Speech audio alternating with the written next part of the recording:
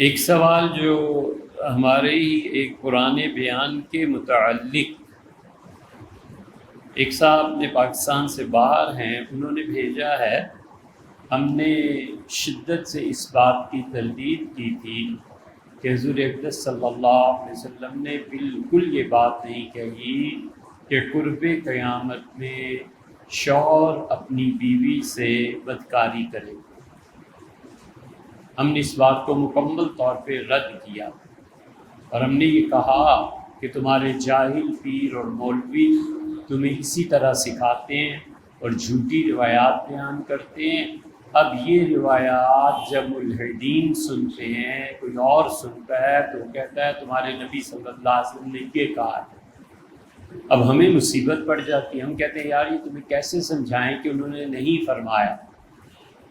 لاکھوں مرید ہوتے ہو تم اس جاہل پیر کے، اور تمہیں حرام ہے جو کبھی کسی سے جا کے پوچھ لو کہ ہمارے حضرت نے یہ بات بیان کی، یہ ٹھیک بھی ہے یا نہیں۔ اور چراغ پا ہوتے ہو جب ہم کہتے ہیں یہ جھوٹ ہے۔ ہم اب بھی اسی کے قائل ہیں۔ نبی کریم صلی اللہ علیہ وسلم نے کبھی بھی یہ ارشاد نہیں فرمایا کہ قیامت کے قرب میں لوگ اپنی بیویوں سے ایسے کریں گے۔ اس کا مطلب یہی ہے نا کہ ان کا نکاح ٹوٹ جائے گا۔ اس روایت کی فنی حیثیت کچھ نہیں، یہ کتابوں میں آئی ہے، اور خدا اپنی پناہ میں رکھے اس دن سے جب ہم ایسی غیر ذمہ دارانہ گفتگو کر سکیں، اور اگر کبھی بتقاضۂ بشریت ہو جائے تو ہم اس سے رجوع نہ کریں۔ خدا ان دونوں مصیبتوں سے بچائے۔ بھیا یہ حدیث مجموع الزوائد میں اور جہاں بھی آئی ہے اس بیان سے بھی پہلے معلوم تھا یہ بالکل جھوٹ ہے، اور اس پہ محدثین کہتے ہیں کہ الحدیث موضوع، حدیث گھڑی گئی۔ جب گھڑی گئی ہے تو حضور صلی اللہ علیہ وسلم نے فرمایا نہیں۔ نبی کریم صلی اللہ علیہ وسلم نے یہ کہاں کہا ہے کہ دسترخوان پہ جب بیٹھو تو جو لقمے گرے ہوئے ہیں وہ کھا لیا کرو، یہ جنت کی حوروں کا حق مہر ہے۔ جھوٹ بولتے رہو حضور صلی اللہ علیہ وسلم، تمہیں کون پکڑنے والا ہے سوائے خدا کے جو قیامت میں تمہیں سزا دے کہ تم نے اس کے محبوب صلی اللہ علیہ وسلم پر جھوٹ بولا ہے، اور جھوٹ بکتے رہو۔ تمہیں کس سے سکھایا ہے یہ کہ جا کے اس حدیث کی تحقیق کرو؟ ڈھیروں جھوٹ۔ ہم نے جن دو آدمیوں کی تردید کی تھی اس کے جواب میں خوب گالیاں پڑی، تو گنگوئی نبر اللہ مرکزوں کی بات یاد آتی رہی کہ دور کی گالیاں کس کو لگی ہیں، سچ بات ہے۔ اب بھی ہم اسی کے قائل کہ تمہارے مشائخ اور تمہارے یہ واعظ جھوٹ بکتے ہیں صرف تمہیں اٹریکٹ کرنے کے لیے کہ کسی طرح ان کے قبضے میں آ جاؤ۔ بھئی صحیح احادیث بیان کرنے کے لیے مطالعہ کرنا پڑتا ہے، پڑھنا پڑتا ہے۔ یہ مریدوں سے فرصت ملے تو آپ پڑھیں نا، آپ کو ہدایہ قبول کرنے سے فرصت ملے تو آپ پڑھیں نا، آپ کو گپوں سے فرصت ملے تو آپ پڑھیں نا، آپ کو بیرون ملک لوگوں کو قابو کرنے سے فرصت ملے تو آپ پڑھیں۔ ایک ہی کام ہو سکتا ہے ایک وقت میں، جو آدمی بھی کر لے، زیادہ کام نہیں ہوتے۔ ایک بچہ پڑھتا ہے نا، بالکل ٹھیک ہے پڑھے۔ ایک بچہ حفظ کرتا ہے، وہ حفظ کرے۔ ایک بچہ ڈاکٹر ہے، وہ بالکل اپنی محنت کرے۔ اب اس کو کہنا کہ تم ڈاکٹر بھی بنو اور مفتی بھی بنو، یہ لاکھوں میں کروڑوں میں کوئی ہوتا ہوگا، لیکن وہ بھی یا ڈاکٹر ہونے کے پیشے کو برباد کرے گا یا پھر دین کو برباد کرے گا۔ وقت دینا پڑتا ہے، زندگی دینی پڑتی ہے۔ تو اس لیے اس حدیث پہ محدثین نے جو تشریح کی ہے وہ کہتے ہیں یہ حدیث موضوع ہے، جھوٹ ہے حضور اقدس صلی اللہ علیہ وسلم پہ۔ طبرانی نے بھی اس کو معجم کبیر میں ذکر کیا ہے، معجم الاوسط میں بھی، شجرین معالی میں بھی۔ اور اصل مسئلہ یہ ہے کہ سیف ابن مسکین جو آتا ہے نا، اس میں یہ سیف جو ہے اس پہ ہے بات کہ محدثین کہتے ہیں کہ یہ جھوٹی روایتیں حضور صلی اللہ علیہ وسلم کے متعلق بیان کرتا تھا۔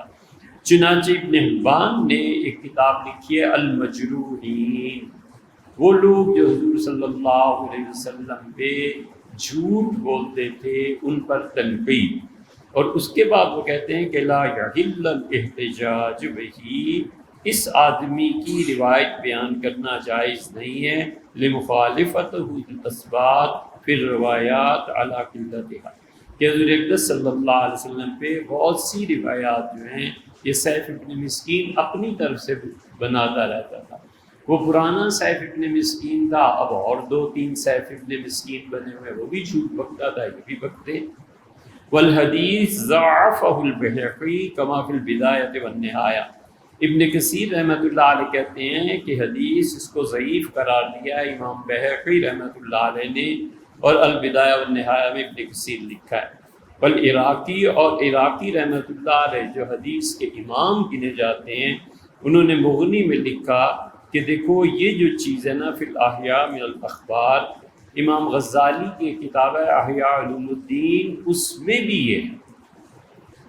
اور عراقی نے جب غزالی کی کتاب احیاء علوم الدین کی احادیث کی تخریج کی ہے، جب یہاں پہنچے ہیں تو انہوں نے اسے اڑا دیا، انہوں نے کہا یہ حدیث نہیں ہے۔ امام سخاوی رحمۃ اللہ کی کتاب لکھی ہے الاجوبۃ المرضیہ، ایسے جوابات جو بہت ہی اطمینان بخش ہیں، اس میں بھی انہوں نے کہا ہے کہ یہ حدیث ضعیف ہے، کچھ نے موضوع قرار دیا، کچھ نے ضعیف قرار دیا۔ ضعیف اور موضوع میں فرق یہ کہ وہ ضعیف کی بھی کوئی 36-40 قسمیں ہیں، اب اس ضعیف میں کون سی قسم ہے جس پہ انہوں نے حکم لگایا ہے، یہ اب آپ تحقیق کر لیجئے، جنہیں اصرار ہے کہ یہ چیز درست ہے انہیں چاہیے کہ تحقیق کریں۔ دوسری بات، اپنے شامی کا جو حوالہ بھیجا ہے ہمیں کہ شامی رحمۃ اللہ علیہ نے، شامی رحمۃ اللہ علیہ کو جہاں تک ہمیں معلوم ہے اس حدیث کو نہیں لیا، اور شامی رحمۃ اللہ علیہ نے کہیں بھی اس حدیث کی روایت نہیں کی۔ آپ نے جو حوالہ بھیجا ہے اس کے تحت شامی نے یہ لکھا ہے کہ چونکہ مرد و عورت ہمارے زمانے میں کفر بکنے لگے ہیں بہت زیادہ، اس لیے انہیں چاہیے کہ ہر مہینے اپنے نکاح کی تجدید کرائیں، بس یہ انہوں نے لکھا ہے اور مشورہ دیا۔ شامی رحمۃ اللہ علیہ جو کچھ انہوں نے لکھا ہے ان کی ایک رائے ہے، انہوں نے اس حدیث کا ذکر ہی نہیں کیا، اور اس پر شامی رحمۃ اللہ علیہ کی تحریر ہے۔ بس اب ایک آدمی کفر کا جملہ بکتا ہے تو نکاح ٹوٹ گیا نا۔ یہ اس زمانے کی بات ہے جب مذہب موضوع ہوتا تھا، سبجیکٹ ہوتا تھا، اب مذہب سبجیکٹ نہیں رہا۔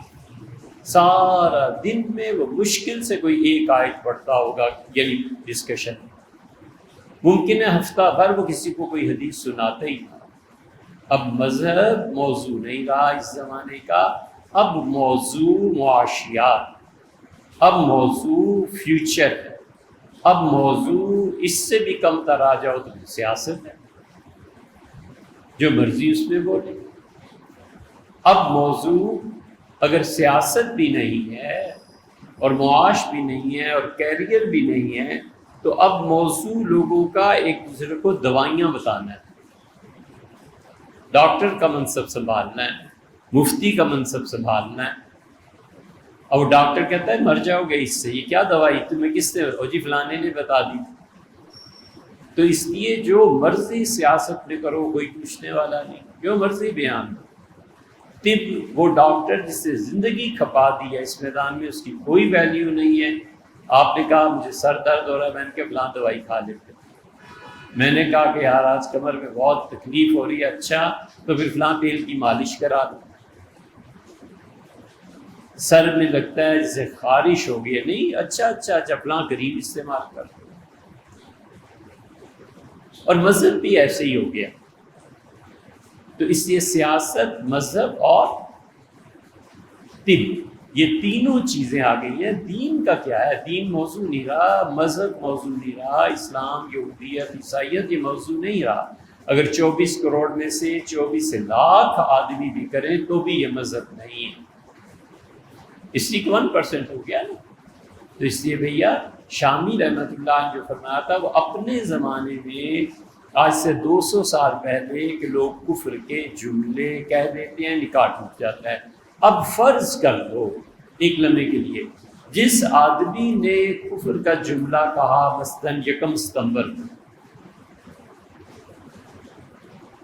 1 کو اس کا نکاح ہوا، 2 ستمبر کو اس نے کفر کا جملہ کہا، اب مشورہ یہ ہے کہ 1 اکتوبر کو نکاح پڑھا لے، تو یہ جو درمیان میں 30 دن تھے یہ ساری بدکاری ہوئی تھی۔ یہ عقلاً انہوں نے ایک بات کہی ہے، مشورہ دیا۔ اب ہوتے رحمہ اللہ تو دیکھتے مسلمان ہی کہاں رہے ہیں، ہر چوتھے 5ویں 10ویں آدمی کو اللہ نے یہ کیوں کہہ دیا، حضور صلی اللہ علیہ وسلم نے فرما دیا، یہ حدیث ایسے ہو گئی ایسے، اللہ جانے۔ اب بد تہذیبی کا غلبہ، کفر کا غلبہ بھی ایک اور چیز ہے، وہ الگ چیز ہے، لیکن اب بد تہذیبی کا غلبہ ہے، حق بات کو نہ سننے کا غلبہ۔